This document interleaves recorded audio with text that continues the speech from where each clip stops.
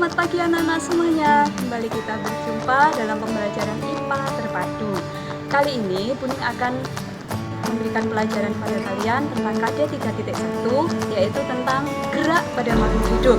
Gerak pada makhluk hidup meliputi manusia, hewan, dan tumbuhan. Mari kita belajar bersama-sama. Pada materi kali ini, Buning akan menjelaskan tentang sistem gerak pada makhluk hidup. Sistem gerak pada makhluk hidup meliputi manusia, hewan, dan tumbuhan. Nah, anak-anak perhatikan gambar yang Buning tampilkan pada kali ini. Gambar pertama, kalian pasti paham dan tahu apa gambar ini. Gambar yang kedua, dan gambar yang ketiga. Anak-anak, pada gambar-gambar ini, apa yang ada dalam pikiran kalian? Gambar yang pertama, ya, ini adalah gambar tumbuhan. Kalian tidak asing lagi dengan apa yang disebut dengan tumbuhan. Di sekitar rumah kalian, pasti akan kalian banyak temui ini ya. Kemudian gambar yang kedua, ini apa anak-anak? Ya, ini adalah rangka atau tulang yang menyusun pada tubuh kita. Nah, gambar ini akrab sekali dengan apa yang terjadi di dalam tubuh kita. Ya, semua manusia memiliki rangka di dalam tubuhnya atau tulang yang ada di dalam tubuhnya. Kemudian gambar yang ketiga. Gambar yang ketiga, betul ya, ini adalah rangka pada hewan. Nah, hewan apa kira-kira anak-anak ini? Ya, hewan katak. Nah, sekarang anak-anak, kalau kalian sudah paham tentang gambar-gambar yang Buning sampaikan, coba sekarang pikirkan gambar yang pertama, tumbuhan. Apa yang kalian pikirkan? Apa ada perbedaan antara gambar tumbuhan yang pertama dengan yang kedua? Kalau ada, apa kira-kira yang menyebabkan? Nah, baik. Tumbuh-tumbuhan ini yang pertama, dia melakukan, ya dia tumbuh ke bawah. Sedangkan gambar yang kedua, daun-daunnya, batangnya tumbuh ke atas. Nah, jadi ada perbedaan ya.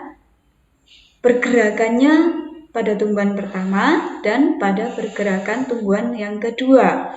Ada yang ke bawah dan ada yang ke atas. Kira-kira apa yang menyebabkan? Kenapa mereka bisa berbeda pergerakannya? Ada yang tahu anak-anak? Benar ya, karena di sini mereka ada yang mengikuti cahaya matahari. Nah, dengan adanya cahaya matahari, maka tumbuhan bisa bergerak menuju ke arah datangnya cahaya matahari. Nah, Buning ingatkan lagi materi waktu kelas 7. Gerakan pada tumbuhan yang mengikuti datangnya cahaya matahari itu disebut dengan apa? Ya, iritabilita. Nah, berarti dengan tumbuhan melakukan iritabilita, maka tumbuhan dikatakan menanggapi rangsang. Nah, inilah salah satu contoh gerak yang terjadi pada tumbuhan. Baik, kita sudah satu pokok yang kita bahas di sini adalah tumbuhan.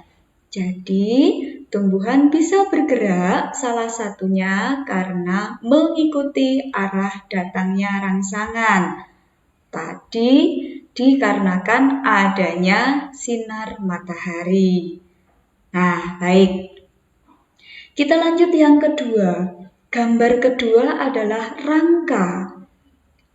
Coba anak-anak bayangkan bagaimana jika tubuh kita tidak terdapat rangka. Silakan Anda pikirkan semuanya. Ya, apakah kita bisa berdiri dengan tegak seperti pada gambar ini? Apakah kita bisa beraktivitas sehari-hari, menggerakkan tangan, menggerakkan kaki, kita bisa duduk, kita bisa berlari? Sama halnya dengan rangka pada hewan. Bagaimana jika hewan ini tidak memiliki rangka? Nah, anak-anak ya, kita akan membahasnya pada pertemuan kita, yaitu pada KD 3.1, gerak pada makhluk hidup, sistem gerak dan kesehatan sistem gerak. Kita lanjutkan ya. Nah, tema 1, kita akan membahas sistem gerak pada makhluk hidup, yaitu terdiri dari manusia, hewan, dan tumbuhan. Kita mulai yang pertama, anak-anak.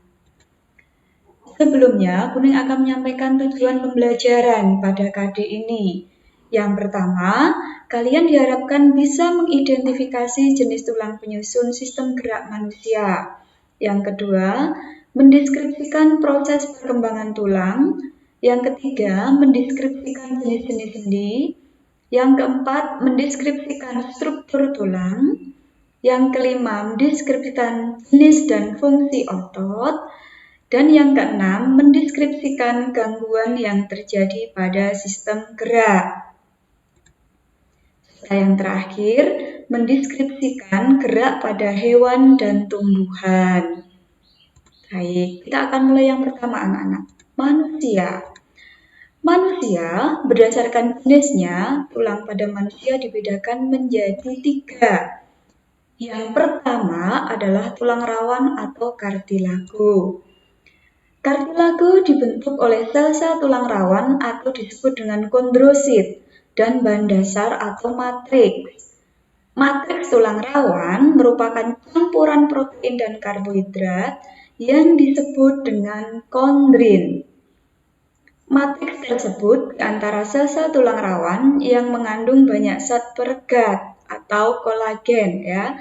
Saya ulangi, matriks tersebut di antara sel-sel tulang rawan yang mengandung banyak zat perekat atau kolagen dan memiliki sedikit zat kapur sehingga menyebabkan kartilago bersifat lentur. Berikutnya yang kedua adalah rawan hialin. Memiliki sifat halus, transparan, dan memiliki matriks homogen. Terdapat pada permukaan persendian serta dinding trakea.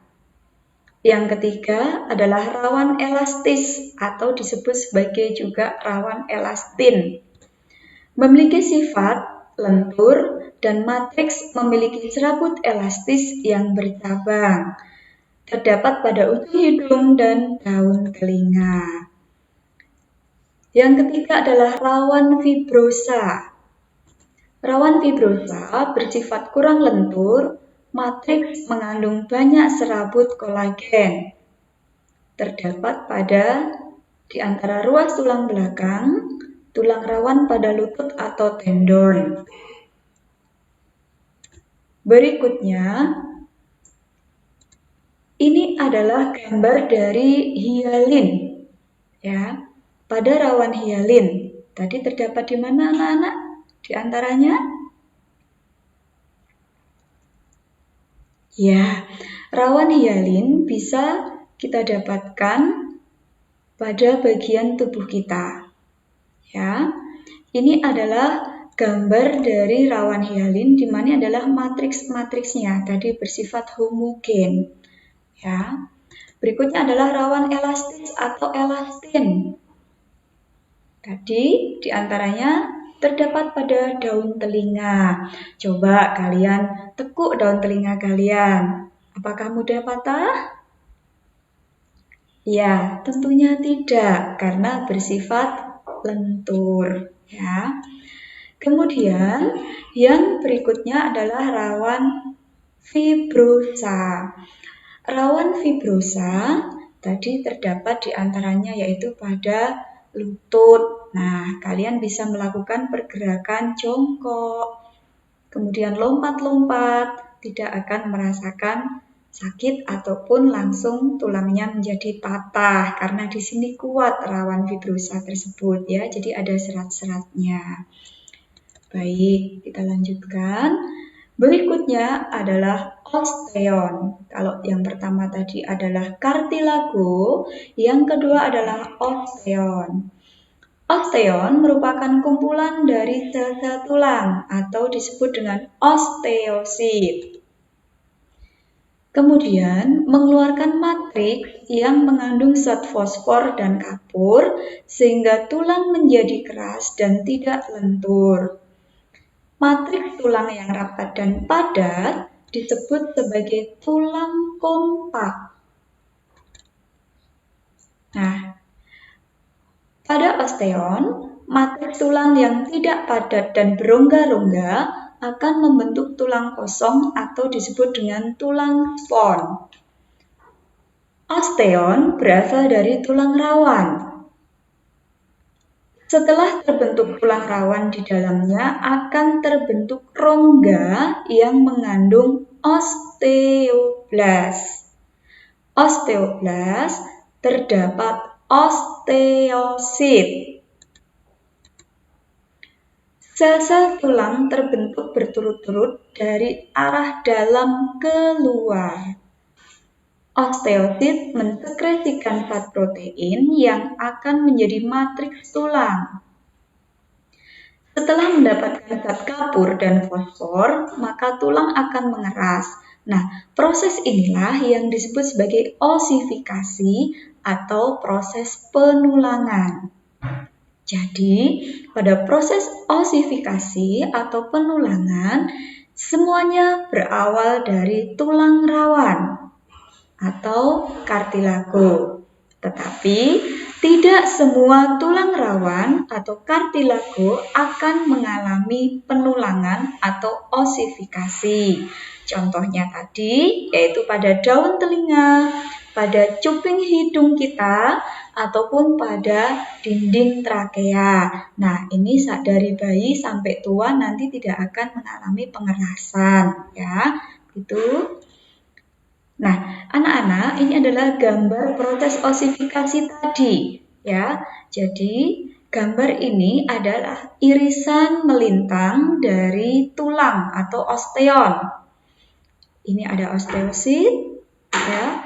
Bagian-bagian ini kalian bisa melihat, ya. Ini adalah proses penulangan yang sudah Buning sampaikan tadi di depan. Kalian bisa mempelajari kembali. Jika diirit lagi, maka di dalam osteon ini terdapat jaringan-jaringan seperti pada gambar. Antara lain jaringannya terdapat kanalikuli. Kanalikuli adalah bagian yang ada di antara lakuna. Ya. Kemudian bagian ini disebut dengan osteosit atau sel tulang tadi. Ya. Inilah nanti yang akan membentuk osteon. Osteosit di sini terdapat lakuna atau rongga-rongga. Kalian perhatikan di sini, ya. Ini ada rongga-rongga.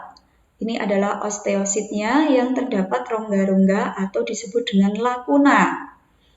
Kemudian di bagian dalam terdapat kanal pusat yang di sini warnanya transparan ya, agak putih, dan terdapat pembuluh darah. Nah, anak-anak, jaringan ini disebut dengan sistem Havertz atau sistem Haversi. Fungsinya untuk apa? Kalau dilihat di sini ada pembuluh darah, maka sistem Havertz ini fungsinya adalah untuk memberikan nutrisi pada sel-sel tulang kita. Sehingga nanti osteosit atau sel tulang ini akan berkembang dengan baik dan akan terbentuk proses osifikasi atau penulangan. Ya. Selanjutnya, di sini Buning sampaikan ada jenis tulang perbedaannya yaitu tulang rawan atau kartilago, dan tulang atau disebut dengan osteon. Nah, kalian bisa membaca di sini sifat-sifat dari kedua tulang tersebut. Berikutnya, gambar ini anak-anak adalah proses osifikasi.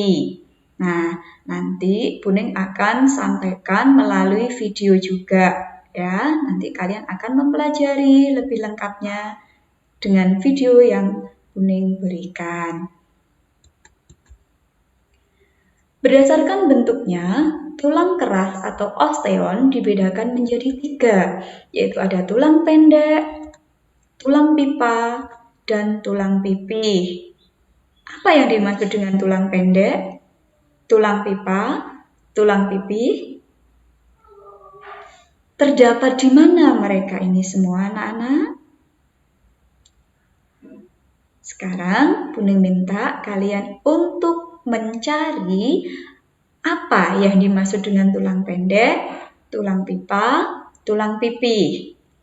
Terdapat di mana tulang pendek, tulang pipa, tulang pipih di dalam tubuh kita? Ya, silahkan kalian mempelajari, kemudian nanti Buning akan tanyakan. Berikutnya, susunan rangka tubuh manusia. Susunan rangka tubuh manusia terdiri dari tulang tengkorak, tulang badan, dan tulang anggota gerak. Jadi, susunan rangka tubuh kita itu terdiri dari 3 bagian pokok, yaitu tulang tengkorak, tulang badan, tulang anggota gerak. Tulang tengkorak terbagi menjadi 2, yaitu tulang tengkorak bagian wajah dan tulang tengkorak bagian kepala. Apa saja bagian-bagian tulangnya? Silahkan kalian pelajari. Tulang badan juga terbagi atas beberapa bagian. Ada tulang gelang bahu, ada tulang dada, ya, ada tulang bagian panggul, ya, silahkan kalian pelajari.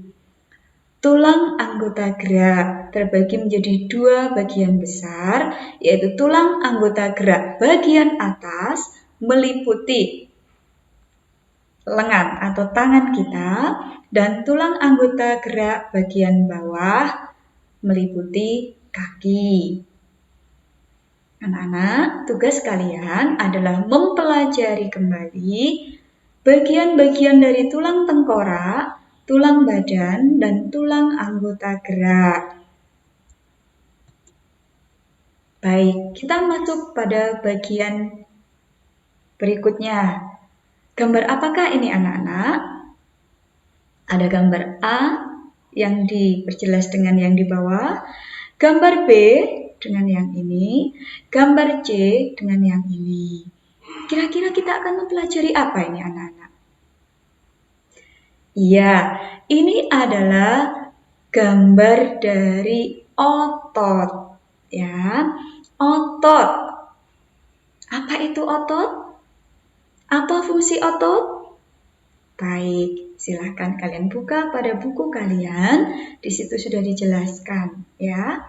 Nah, otot di situ dijelaskan adalah merupakan atau terbentuk dari berkas-berkas otot, di mana pada otot ini dia merupakan alat gerak aktif. Ya, pada awal tadi Buning mengatakan, apakah kalau hanya rangka saja kita bisa melakukan pergerakan? Ternyata tidak, anak-anak. Karena rangka tadi atau tulang tadi harus dilekati dengan otot ini. Sehingga otot-otot ini disebut sebagai alat gerak aktif. Jelas ya? Nah, baik. Kita akan mulai yang pertama. Otot yang pertama ini adalah otot jantung. Betul. Yang kedua adalah otot polos. Ya. Yang ketiga adalah otot lurik. Betul anak-anak ya. Jadi yang pertama ini adalah otot jantung, yang kedua adalah otot polos, yang ketiga adalah otot lurik. Nah, bagaimana kerja mereka semua ini anak-anak? Sama atau tidak? Betul ya. Jadi ini ada yang sama, ada yang tidak. Ada yang dipengaruhi oleh kesadaran, ada yang bekerja dengan sendirinya. Contoh, otot jantung. Di mana letaknya? Benar, pasti di jantung ya. Nah, jantung, apakah kita bisa menghentikan denyut jantung kita? Tidak, ya. Maka di sini karena kita tidak bisa menghentikan denyut jantung kita sendiri, maka cara kerja dari otot jantung adalah tidak sadar, ya, atau autonom. Jadi tidak bisa dipengaruhi oleh otak kita. Nah, begitu juga dengan otot polos. Contohnya yaitu pada lambung. Apakah kita bisa menghentikan pada saat kita merasa lapar? Atau mungkin ada bunyi keroncongan dalam lambung kita? Tidak ya, kita tidak bisa menghentikan itu semua. Nah ini cara kerjanya sama dengan otot jantung, jadi tanpa kesadaran. Nah satu lagi yaitu otot lurik. Di sini ada lurik-luriknya. Nah kenapa bisa bersifat lurik? Ya, sama dengan di bagian otot jantung. Ya, lurik-lurik ini karena adanya protein otot yang disebut dengan aktin dan miosin, sehingga memberikan warna gelap dan terang. Nah, pada otot lurik contohnya yaitu pada lengan kita. Nah, contoh, salah satu contoh, kalian diminta untuk menggerakkan tangan. Terus, ayo, 1, 2, 3, 4, 10 menit. Apa kira-kira yang terjadi? Iya, capek. Nah, rasa capek ini berarti dikendalikan oleh otak kita. Ya, maka otot lurik cara kerjanya adalah sadar atau dipengaruhi oleh otak kita. Ya, kita bisa menghentikan, berhenti. Aduh, capek, udah berhenti. Ya, baik. Jadi ini tadi Buning menjelaskan beberapa cara kerja otot, ya. Kemudian letak-letaknya tadi sudah Buning sampaikan beberapa, ya. Nah, yang lain sifatnya kalian lihat di sini ada perbedaan kerja otot, ada dari bentuknya, cara kerjanya, jumlah dan letak inti sel, sifat dan terdapat pada. Silahkan kalian mengisinya ini nanti anak-anak pada otot polos, otot jantung, otot lurik berdasarkan perbedaan-perbedaan yang Buning tuliskan. Baik, silahkan nanti dicari pada buku, kalian bisa mengerjakan. Berikutnya kita masuk pada sendi. Nah, sendi. Tadi kita sudah bicara pada rangka, sudah bicara pada otot. Nah, sendi. Apa itu pengertian dari sendi? Macam sendi itu ada berapa? Terdapat pada apa saja? Ya, contoh. Buning memberikan contoh pada lengan. Ya, lengan kita. Ada lengan atas, ada lengan bawah. Lengan atas dan lengan bawah di sini disambung, ya, ada ini. Nah, kalau pada fisika ada tuasnya. Nah, hubungan antara lengan bawah dengan lengan atas juga dengan gelang bahu di sini. Ini ada bahu, ada gelang bahu. Ini disambungkan dengan adanya sendi atau artikulasi. Nah, berarti sendi itu apa anak-anak? Iya, baik. Sendi adalah hubungan antar tulang. Dia punya fungsi untuk menggerakkan tulang-tulang pada tubuh kita, ya. Baik, macam sendi. Contohnya tadi buning ini. Ya, ada lengan atas, ada lengan bawah. Kita gerakkan. Perhatikan. Nah, gerakan ini berapa arah anak-anak? Iya, satu arah. Ya, gerakan sendi ini adalah satu arah. Maka gerak sendi ini disebut dengan gerak sendi atau termasuk ke dalam sendi engsel. Ya, sendi engsel berarti sendi yang hanya memiliki satu gerakan atau arahnya itu hanya satu gerakan ya atau satu arah. Nah, macam sendi ini kalau bisa digerakkan maka termasuk ke dalam sendi apa? Kemudian dalam otak kita, kepala kita, ya, kepala kita. Di sini ada dahi, ada pelipis, ada ubun-ubun, kemudian ada tulang bagian belakang. Kalau kalian lihat pada rangka tadi, di sini ada bagian-bagian tulang yang membentuk rangka kepala. Maka pada tulang kepala persendiannya disebut sebagai sendi. Iya betul, sendi mati. Ya, sendi mati atau sinartrosis. Kalau ini tadi yang bisa digerakkan, berarti sendi diartrosis atau sendi yang bisa digerakkan. Ya, kemudian ada di bagian punggung kita ruas-ruas tulang belakang. Pada saat kalian disuruh melakukan gerakan kayang, ya, kalian tidak akan merasa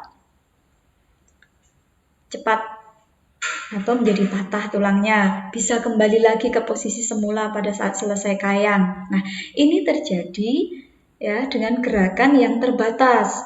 Maka termasuk ke dalam sendi yang ketiga yaitu amfiartrosis. Jadi Buning ulangi, macam persendian berdasarkan gerakannya ada 3. 1. Sinartrosis, 2. Diartrosis, 3. Amfiartrosis. Ya, sinartrosis disebut sebagai sendi mati. Diartrosis disebut sebagai sendi gerak dan amfiartrosis disebut sebagai sendi yang pergerakannya terbatas. Ya, baik. Kemudian terdapat pada apa saja? Buning tadi sudah berikan beberapa contoh. Silahkan kalian mencari contoh-contoh yang lain. Nah, ini yang Buning sampaikan tadi ya. Gerak apa ini atau sendi apa berarti anak-anak? Yang terdapat pada paha dan tulang pada kaki bawah ada humerus, ada femur, ya, femur, paha. Di sini ada fibula dan tibia. Tibia itu tulang kering, fibula tulang betis. Kemudian ada lutut di sini, ya. Kalau humerus tadi lengan atas, ya. Ya, ini adalah sendi engsel. Baik, berikutnya. Nah, ini yang Buning contohkan tadi, gelang bahu. Kemudian di sini pada pergelangan ya, pada tulang atau sendi antara lengan atas dengan lengan bawah. Nah, silakan kalian baca, kalian pelajari sendi apa yang terdapat di dalamnya. Itu termasuk di dalamnya. Kemudian ada sendi peluru dan sendi geser. Ya, ini berarti terdapat di bagian tulang, ruas-ruas tulang belakang. Kemudian di sini ada gelang panggul ya. Kemudian juga ada sendi pelana, ruas-ruas tulang jari ya dengan telapak tangan ya adalah sendi pelana. Ya, baik. Silakan perhatikan ya, bisa dipelajari lebih lanjut.